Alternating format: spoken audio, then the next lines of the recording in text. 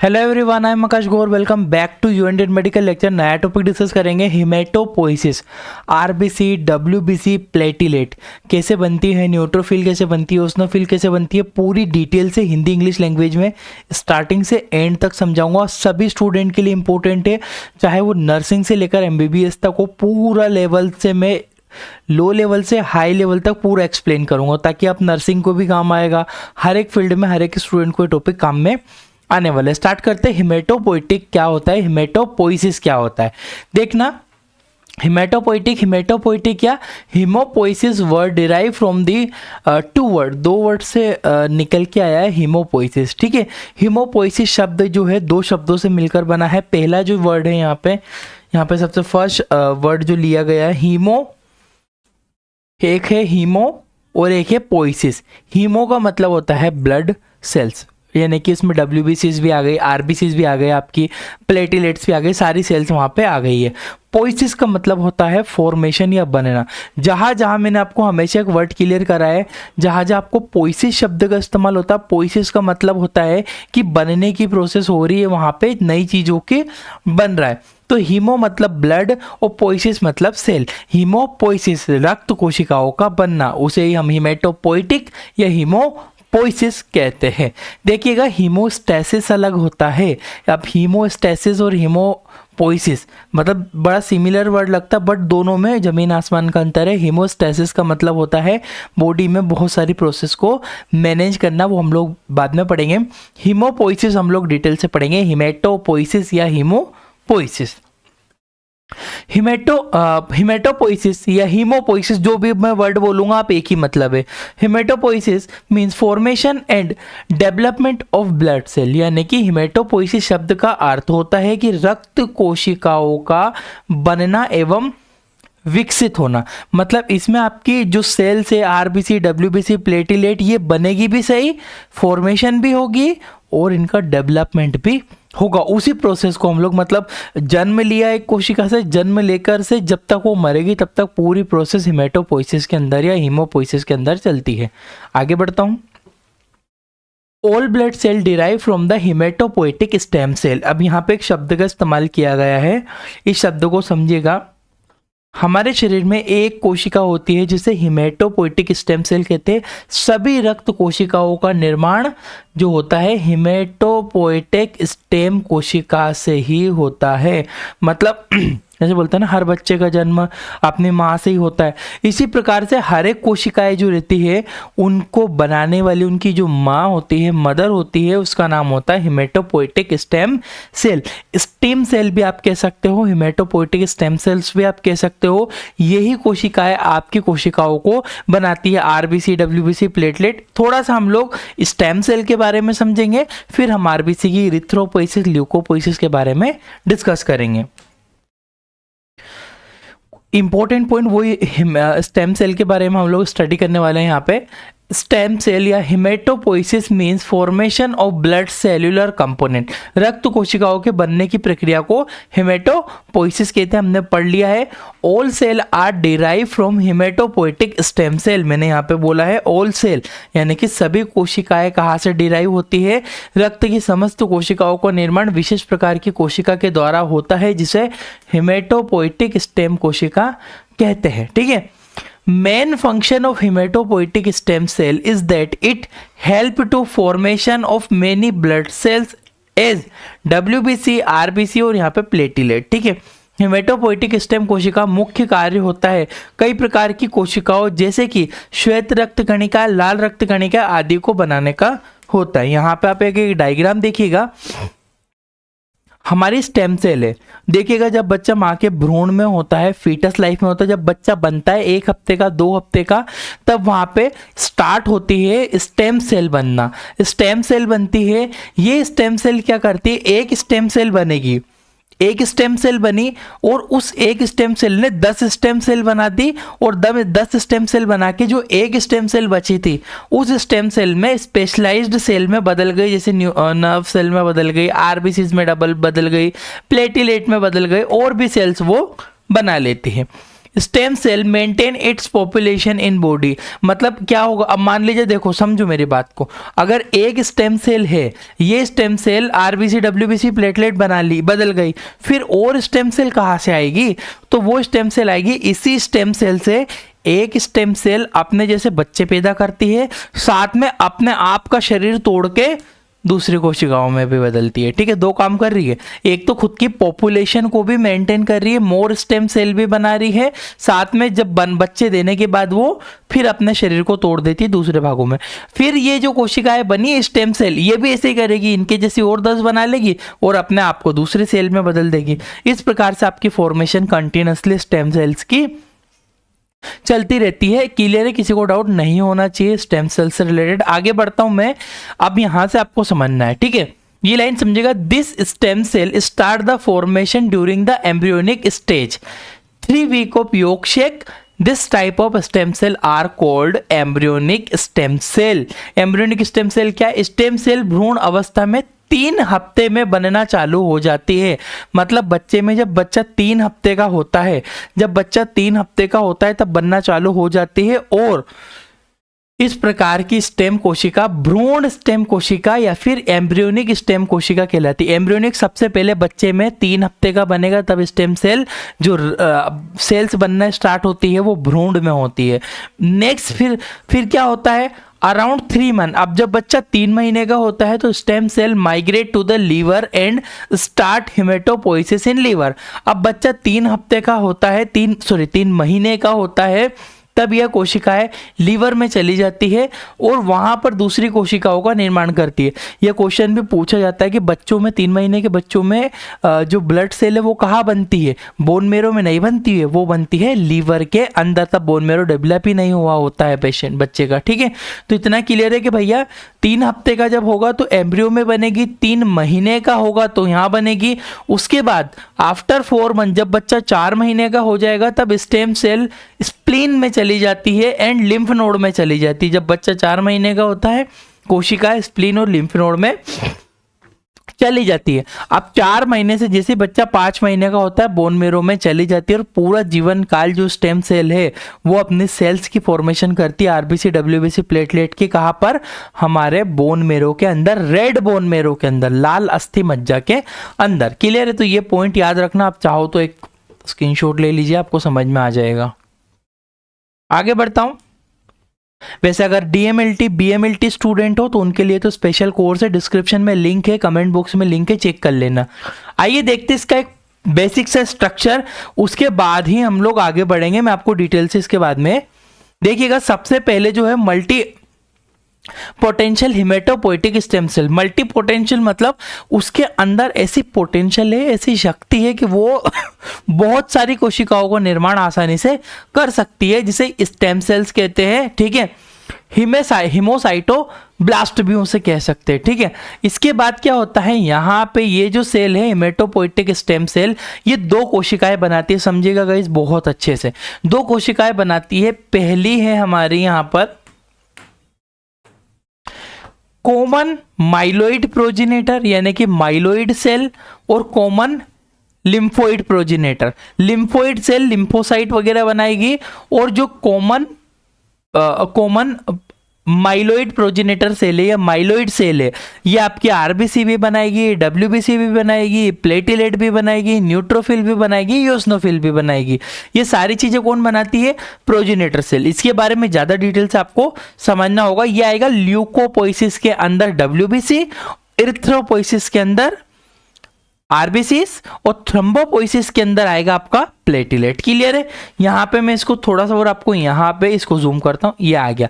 ये हमारी common myeloid progenitor cell है। इसने क्या करा, एक मेगाकार्नियोसाइट, मेगाकार्नियोसाइट मतलब बड़ी कोशिका बनाई, जो कि आगे चलकर थ्रोम्बोसाइट यानी कि प्लेटिलेट में बदल गई।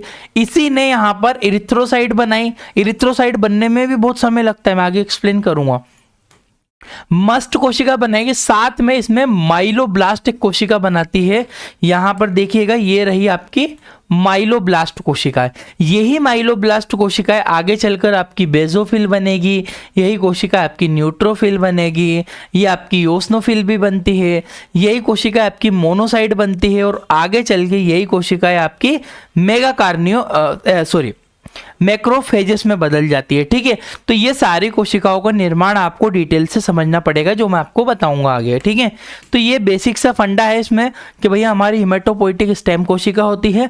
हिमेटोपोइटिक स्टेम कोशिका आगे चल के बहुत सारी कोशिकाओं में बदलती है। कॉमन माइलोइड प्रोजेनेटर कोशिका होती है, कॉमन लिम्फोइड प्रोजेनेटर। लिम्फोइड में आपकी इनके नेचुरल कलर सेल बनेगी, ये सारी अब इनकी डिटेल से समझते हैं हम लोग। आगे बढ़ते हैं यहाँ से। देखिएगा 3 वर्ड यहाँ पे समझना है। फॉर्मेशन ऑफ आरबीसी, आरबीसी का दूसरा नाम होता है इरिथ्रोसाइट। इरिथ्रोसाइट के बनने की जो प्रोसेस कहलाती है वो होती है हमारी erythropoiesis. Formation of WBC, WBC का दूसरा नाम भी होता है ल्यूकोसाइट। ल्यूकोसाइट के बनने की प्रोसेस जो कहलाती है वो कहलाती है हमारी ल्यूकोपोइसिस। फॉर्मेशन ऑफ प्लेटिलेट, प्लेटिलेट के बनने की प्रोसेस, प्लेटिलेट का दूसरा नाम होता है थ्रम्बोसाइट। इसको थ्रम्बोपोइसिस के नाम से भी जाना जाएगा। ठीक है, जैसे ये थ्रम्बोपोइसिस कहो, थ्रम्बोसाइट का मतलब है प्लेटिलेट, थ्रम्बोपोइसिस का मतलब है प्लेटिलेट का बनना, ल्यूकोसाइट का मतलब है डब्ल्यूबीसी, और ल्यूकोपोइसिस जहां पर पोइसिस शब्द आएगा वहां बनने की बात हो रही है। तो इरिथ्रोपोइसिस, ल्यूकोपोइसिस, थ्रम्बोपोइसिस डिटेल से हमको समझना होगा। सबसे पहले एक बेसिक आरबीसीज कैसे बनती है आपकी मैं आपको एक्सप्लेन करता हूं।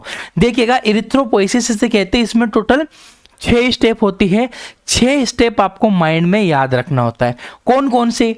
प्रो इरिथ्रोब्लास्ट, यानी कि देखिएगा बच्चा है, पहले सबसे पहले बच्चे का जन्म मां के पेट में तो फीटस है, भ्रूण है, योगशेक है, फिर थोड़ा बड़ा हुआ तो इन्फेंट उसको बोलेंगे, फिर उसका जन्म होगा तो न्यूबॉर्न बोलेंगे, न्यूबॉर्न के बाद फिर बड़ा होगा तो चिल्ड्रन बोलेंगे, चिल्ड्रन के बाद एडल्ट बोलेंगे, एडल्ट के बाद फिर बुजुर्ग उसके बोलने लगेंगे। ठीक है, तो इस प्रकार से आपके इरिथ्रोसाइट जब तक पूर्ण रूप से मेच्योर नहीं होती उसके अलग अलग नाम से जाना जाता है। पहला है आपकी प्रो इरिथ्रोब्लास्ट, उसके बाद है बेजोफिलिक इरिथ्रोब्लास्ट, उसके बाद है पॉलीक्रोमेटिक इरिथ्रोब्लास्ट, उसके बाद जो आती है आपकी ऑर्थोक्रोमेटिक इरिथ्रोब्लास्ट, उसके बाद जो आती है रेटिकुलोसाइट, और फिर बनती है हमारी इरिथ्रोसाइट। ये टोटल 6 चरणों में पूर्ण होती है। इन चरणों में आपको क्या क्या चेंजेस देखने को मिलते हैं सेल्स के अंदर। देखिएगा गाइस, सबसे पहली जो हमारी सेल है प्रो इरिथ्रोब्लास्ट बनी। प्रो इरिथ्रोब्लास्ट में आपको एक पॉइंट समझाता हूं। अगर आपने पढ़ा हो तो आरबीसी के अंदर हीमोग्लोबिन होता है, न्यूक्लियस नहीं पाया जाता है, परंतु जब वो उसके बचपन अवस्था में रहती है ना, तो उसमें न्यूक्लियस पाया जाएगा। ठीक है, आपको बीच में न्यूक्लियस देखने को मिलेंगे प्रो इरिथ्रोब्लास्ट में। प्रो इरिथ्रोब्लास्ट मतलब प्री इरिथ्रोब्लास्ट का मतलब यही हो रहा है कि प्री इरिथ्रोसाइट के पहले की स्टेज है प्री इरिथ्रोसाइट। इसमें आपको बीच में न्यूक्लियस देखने को मिलेगा, न्यूक्लियोइड देखने को मिलेंगे। ठीक है, साइटोप्लाज्म भी आपको देखने को मिलता है। अब क्या हुआ, यहां से ये थोड़े दिन बाद और बड़ी हुई, विकसित हुई, तो बन जाएगा आपका बेजोफिलिक इरिथ्रोब्लास्ट। मतलब बेसिक डाई को जो ये एक्सेप्ट देखिएगा, ये देखा कैसे गया, ये इरिथ्रोपोइसिस खोजी कैसे गई भैया। स्टैनिंग एक प्रोसीजर होती है जिससे कलर कर करके सेल्स में देखा जाता है अलग अलग सेल को। इसी प्रकार से इसके नाम भी दिए गए बेजोफिलिक। फ्लिक का मतलब होता है लविंग, फोबिक का मतलब होता है डर लगना या दूर जाना, फ्लिक मतलब लविंग। ये बेसिक डाई को एक्सेप्ट कर लेती है। इसमें आपको ग्रेन्यूल्स दिखाई देते हैं और आपका न्यूक्लियस जो है छोटा हो जाता है छोटा न्यूक्लियस होगा, और साथ में आपको इसमें बीच में धीरे से एक छोटी सी लाल कलर की फॉर्मेशन दिखेगी। ये हीमोग्लोबिन या आयरन की फॉर्मेशन धीरे धीरे होना चालू हो जाती है। तो प्री इरिथ्रोब्लास्ट, बेसोफिलिक इरिथ्रोब्लास्ट के बाद आपका आता है पॉलीक्रोमेटिक इरिथ्रो। अब इसे पोली का मतलब बहुत सारा, क्रोमेटिक मतलब कलर, इरिथ्रोब्लास्ट यानी कि बचपन वाली अवस्था है, इसमें आपको न्यूक्लियस के थोड़े थोड़े टुकड़े आपको जगह जगह फैले हुए दिखेंगे। आपको इसमें आरबीसी जो हीमोग्लोबिन का रेड कलर है वो भी देखने को मिलेगा। इसमें कुछ न्यूक्लियोइड, छोटे छोटे न्यूक्लियोइड भी आपको ब्लैक में देखने को मिल जाएंगे। ठीक है, तो पॉलीक्रोमेटिक क्यों कहा, क्योंकि इसमें 3 कलर आपको देखने को मिल रहा है। ठीक है, इसमें अब इसमें हो क्या रहा है, पहले न्यूक्लियस ज्यादा था, अब धीरे धीरे न्यूक्लियस खत्म होता जा रहा है और हीमोग्लोबिन बढ़ता जा रहा है। इसी प्रकार से पॉलीक्रोमेटिक इरिथ्रोब्लास्ट के बाद आपकी बनती है ऑर्थोक्रोमेटिक इरिथ्रोब्लास्ट, ऑर्थोक्रोमेटिक नॉर्मोब्लास्ट। अब यहाँ पे नॉर्मल, अब यहाँ पे आप देख रहे हो ऑर्थोक्रोमेटिक मतलब एक ही कलर है, आपका जो है जो न्यूक्लियस है पूरी तरह से डिसअपियर हो चुका है, परंतु फिर भी अभी इस कोशिका में हीमोग्लोबिन कम है, ऑर्थोक्रोमेटिक। ऑर्थोक्रोमेटिक के बाद बनता है आपका रेटिकुलोसाइट। रेटिकुलोसाइट में आपका हीमोग्लोबिन फैलने लगता है और इरिथ्रोसाइट, इरिथ्रोसाइट में पूर्ण रूप से जो आपका हीमोग्लोबिन एक कोशिका के अंदर मिल जाता है, इरिथ्रोसाइट यानी कि आरबीसीज के अंदर। फिर आप आरबीसीज की स्टडी कर लो। तो ये टोटल 6 स्टेप है, इन 6 स्टेप को आपको याद रखना है। Pro erythroblast, pre erythroblast, basophilic erythroblast, polychromatic erythroblast, orthochromatic erythroblast, reticulocyte erythro. आप बोलोगे अगर देखिएगा, आप अगर ये इतना भी स्टेप लिख के और ये डायग्राम अगर बना के आओगे, आपके आधे नंबर भी कोई काटने वाला बिल्कुल भी नहीं है एग्जाम में। आप बिल्कुल लिखो खुला, कोई प्रॉब्लम नहीं है। गाइस क्यों रहता है कि आपके माइंड में चीजें कॉन्सेप्ट होना चाहिए कि भैया यहाँ पे न्यूक्लियस था, न्यूक्लियस धीरे धीरे डिसअपियर होता है। ये वाइवा की चीजें होती है, कॉमन सेंस की चीजें होती है ब्रेन में। अब इसको आप लिख के रखोगे, उससे कोई मतलब नहीं निकलता, सेंस नहीं निकलता है। स्टेप याद रखो, कितनी स्टेप है, डायग्राम याद रखो, किन किन डायग्राम। अब डायग्राम जब बनाओगे ना, जब आपके माइंड में कॉन्सेप्ट होगा कि पहले न्यूक्लियस बनाना है, फिर न्यूक्लियस को धीरे धीरे धीरे कम करना है, कौन से स्टेज में कितना न्यूक्लियस रखना है, हीमोग्लोबिन कब तक डेवलप होता है, ये सारी चीजें आपको याद रखना। 6 स्टेप है, बिल्कुल माइंड में इसको घुमा के रखना। आगे बढ़ता हूं मैं। ल्यूकोपोइसिस, थोड़ा सा ल्यूकोपोइसिस जो है कॉम्प्लिकेटेड पड़ता है क्योंकि इसमें बहुत सारी सेल्स को बनाना होता है। देखिएगा, समझिएगा। Leukopoiesis means production of white blood cell, यानी कि श्वेत रक्त कणिकाओं के निर्माण को ल्यूकोपोइसिस कहते हैं, जो कि मैं आपको पहले से समझाते आ रहा हूं कि ल्यूकोपोइसिस का मतलब होता है श्वेत रक्त कणिकाओं का बनना। नाउ इंफॉर्मेशन ऑफ एक यहाँ पे गलती हुई है, मैं बता देता हूँ। फॉर्मेशन, यहाँ पे इंफॉर्मेशन नहीं गाइस, ये फॉर्मेशन है। ठीक है, थोड़ा सा इसको करेक्ट कीजिएगा, फॉर्मेशन है, इंफॉर्मेशन नहीं। Formation of white blood cell take 12 days. कितने दिन? 12 दिन लगते हैं इन बोन मेरो, यानी कि अस्थि मज्जा में जो व्हाइट ब्लड सेल्स होती है इनके बनने में 12 दिन के आसपास। 12 दिन मतलब आज बनना चालू, जैसे बच्चा जन्म लेता है, कितने टाइम में जन्म लेता है? 9 महीने में जन्म लेता है। तो 9 महीने में उसकी स्टेप होती है ना कि भाई जेस्टेशनल पीरियड है, फिर बच्चा बढ़ेगा, फिर उसके बाद वो और बड़ा होगा, फिर इसमें तो उसमें इवेंट ऑफ चेंजेस होते हैं ना। इसी प्रकार से इवेंट्स ऑफ चेंजेस यानी कि जो एक कोशिका जन्मी, मतलब जैसे ही वो उसका उत्पन्न हुआ, वो धीरे धीरे धीरे धीरे बड़ी होती है, उसको ही स्टेजेस में बांटा गया है। It complete it's formation in 5 stage. अब देखो, आरबीसीज हमने 6 स्टेप में पढ़ी थी। जो ल्यूकोपोइसिस है जिसमें न्यूट्रोफिल, इओसिनोफिल, बेसोफिल कैसे बनेगी, ये टोटल 5 स्टेप में कंप्लीट होता है। तो क्लियर है, ल्यूकोपोइसिस मतलब डब्ल्यूबीसी का बनना, ये 12 दिन लगते हैं बनने में और इसकी 5 स्टेप होती है, जो कि डिटेल से मैं आपको समझाऊंगा। आगे बढ़ता हूं मैं। यहां तक हमने समझा प्रोजेनेटर सेल, ये तो बता ही दिया मैंने। अब यहां पर माइलोइड प्रोजेनेटर, गाइज ये वाला यहां पे कॉमन माइलोइड देखो, स्टेम सेल थी, स्टेम सेल ने माइलोइड प्रोजेनेटर सेल बनाई। अब माइलोइड प्रोजेनेटर सेल ही कुछ मेगा कार्नियोसाइट बनाएगी, कुछ डब्ल्यूबीसी बनाएगी, कुछ आरबीसी बनाएगी, पर ये माइलोइड प्रोजेनेटर अभी हम ल्यूकोपोइसिस पढ़ रहे हैं, तो मैंने यहां पे लिख दिया माइलोइड प्रोजेनेटर सेल जो आपने पीछे देखी है, उसमें जो आपकी है डब्ल्यूबीसी बननी है, न्यूट्रोफिल, इओसिनोफिल और बेसोफिल बनेगी। तो 1, 2, 3, 4 और 5 स्टेप में बनी। इसके बाद जो आपकी मोनोसाइट है ना, न्यूट्रोफिल, इओसिनोफिल, बेसोफिल और मोनोसाइट, ये आपके डब्ल्यूबीसी है। आपके लिम्फोसाइट जो सेल है उसके बनने की प्रोसेस अलग होती है, वो हम अलग समझेंगे। इसमें हम लोग माइलोइड प्रोजेनेटर से जो बनती है वो 4 कोशिकाएं बनती है, न्यूट्रोफिल, इओसिनोफिल और बेसोफिल, ये और मोनोसाइट। ठीक है, ये 4 सेल है। अब देखिएगा, न्यूट्रोफिल, इओसिनोफिल, बेसोफिल ये एक स्टेप से बनती है। मोनोसाइट आपकी जो है, जो मोनोसाइट है, मैक्रोफेजेस जो है वो अलग स्टेप से बनती है थोड़ी, ठीक है। तो पहले पढ़ेंगे हम लोग 3 कोशिकाओं बनाएंगे, ठीक है। इसमें जो पहली स्टेप है वो है आपकी माइलोब्लास्ट, प्रोमाइलोब्लास्ट, माइलोसाइट, मेटामाइलोसाइट और बैंड और स्टेप, ये कोशिका बनेगी। और ये बैंड और स्टेप जो है बाहर एक कोशिका में बनती है, वहां पे आपकी न्यूट्रोफिल, यूसिनोफिल, बेसोफिल। अब ये बैंड स्टेप कोशिकाएं क्या करती है, अपने शरीर को कुछ भागों में तोड़ती है। जैसे कुछ ने न्यूट्रोफिल बना ली, कुछ ने बेसोफिल बना ली, कुछ ने इओसिनोफिल बना ली। क्लियर, मैं आपको समझाता हूं एक एक करके स्टेप बाय स्टेप। सबसे पहली स्टेप है हमारी माइलोब्लास्ट की स्टेज। अब हम क्या बना रहे, 3 कोशिका बना रहे, न्यूट्रोफिल, इओसिनोफिल और बेसोफिल, ठीक है। इसमें क्या होता है, सबसे पहली स्टेप होती है माइलोब्लास्ट बनती है सबसे पहले। माइलोब्लास्ट क्या होता है, this is first stage and cell size 15 to 20 micrometre, यानी कि प्रथम स्टेज होती है, इसमें कोशिका का आकार 15 से 20 माइक्रोमीटर तक होता है।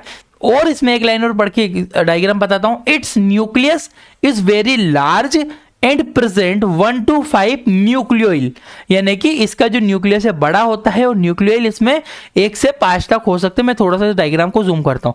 ये हमारी कौन सी है, माइलोब्लास्ट कोशिका है। इसमें न्यूक्लियस देख रहे हो आप कितना बड़ा है, सेल की जो वॉल है वो बहुत छोटी है, पूरा नीला कलर का जो है न्यूक्लियस है, छोटे छोटे न्यूक्लियोइल प्रेजेंट है इसमें। और ये हमारी ग्रेन्युलोसाइट है, तो यहाँ पे देखिएगा ये छोटे छोटे ग्रेन्यूल डेवलप होना स्टार्ट होते हैं हल्के हल्के से, ठीक है।